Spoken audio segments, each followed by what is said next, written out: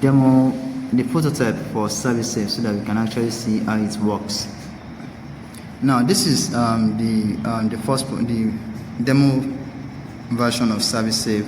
Right here is the education hub. When this is going to be having videos that are made in local languages. For example, this is one video.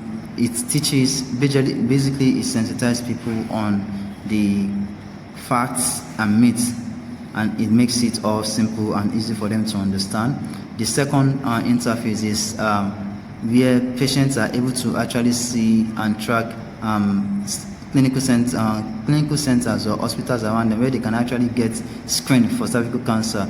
Now, as this specialist hospital, Federal Medical Center, Kumo and Yewa, if they click on any of these hospitals now, it will actually navigate to Google Map, and it's from this Google Map, from this map now, it can help them kind of like niche down on the particular area.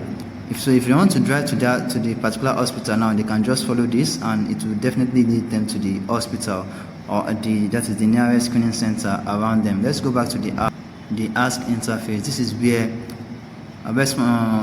users are able to ask questions without shame, and they don't just ask the AI a question. When they type a question, it refers them to an health practitioner that can actually answer their question in real time.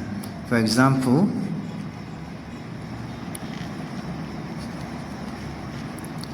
my head is aching, or my head aches.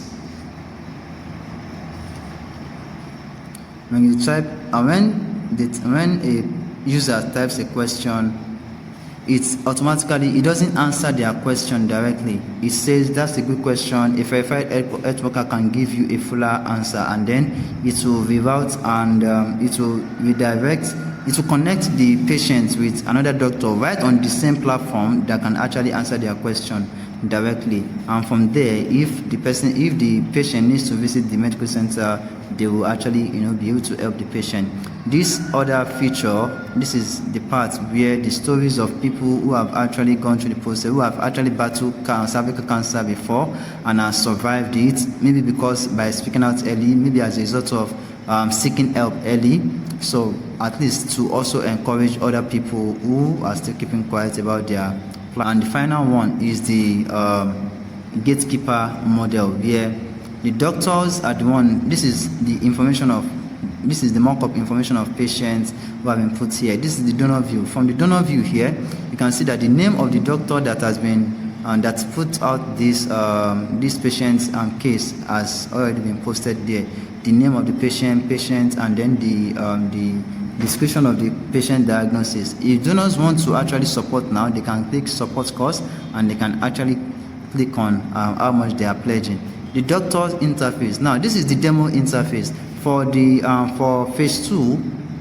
Doctors are going to be allowed, only the doctors that are verified by the NMA, that is by the Nigerian Medical Association, are going to be allowed to actually work with us on the app, so that it is easier to work with them through at least we are able to know that we have an organization that we can trust, that has standard that we can trust, rather than just working with individual doctors. Now, this interface currently is where the doctor, let's say for example, the patient are going to the hospital and the doctor has verified that true and true, this patient doesn't have the money to actually pay for this treatment, but she is ready for treatment. So the doctor fills in the name of the patient, and then the diagnosis,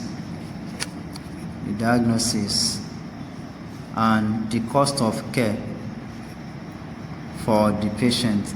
The doctor will fill that in, the cost of care, how much is required, and submit it. Once they submit it, it will automatically go to donor view. And for the company managing the app, once it gets submitted and it goes to donor view, it will actually be pending review. That is when we go to the hospital themselves and check directly at the hospital, okay, who is the patient, and then ensure that yes, the patient doesn't actually have the financial wherewithal to be able to pay for the treatment. Then we now put this out, and then let the nurse be able to actually